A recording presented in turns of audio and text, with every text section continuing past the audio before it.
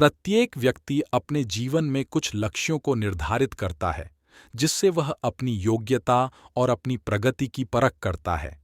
यदि लक्ष्य हासिल नहीं होते हैं तो वह अपनी कमियों को देखता है, उसमें सुधार करता है और फिर उन लक्ष्यों को हासिल करने की कोशिश करता है। कई लोग अपने लिए लक्ष्यों को निर्धारित करते हैं और उसको पाने के लिए रणनीति भी बनाते हैं, लेकिन वे असफल होते हैं।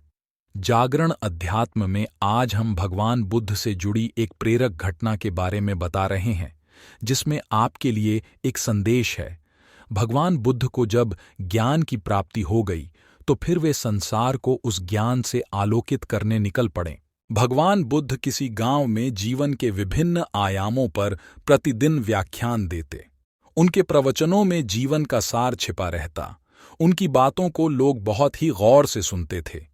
एक व्यक्ति बिना नागा किए उनके व्याख्यान सुनता।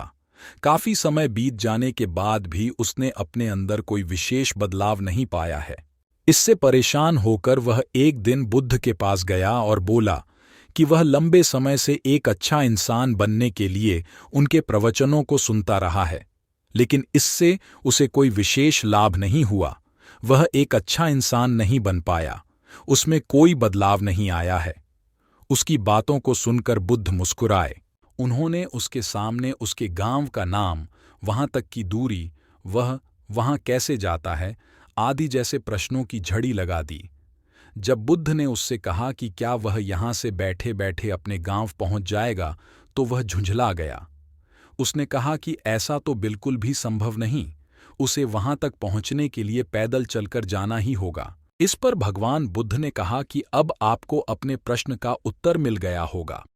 यदि आपको अपने गांव का रास्ता पता है, लेकिन इस जानकारी को व्यवहार में लाए बिना वहां नहीं पहुंचा जा सकता है, उसी प्रकार यदि आपके पास ज्ञान है और आप इसको अपने जीवन में अमल में लाए बिना एक बढ़िया इंसान नहीं बन सकते।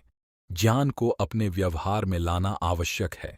इसके लिए आपको दृढ़ निश्चय के साथ निरंतर प्रयास करना होगा। कथा का सार ज्ञान को व्यवहार में लाए बिना लक्ष्य की प्राप्ति नहीं की जा सकती है।